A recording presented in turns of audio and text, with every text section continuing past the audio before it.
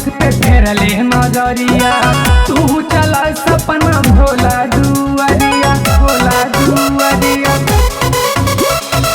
हिम्मत ना पड़त हवे जीजा हमार हो अभी से कपत हवे देह थारा थर हो। बाबा जोड़ के रखे सबके लेके धागा से दशा देखे लोग भागे उनके अगवा से बड़ी डर लागे भोला जी के लगवा से। दशा देखे लोग भागे उनके अगवा से बड़ी डर लागे भोला जी के लगवा से। डर मत पागल, ई सब बाबा के चेला हवे।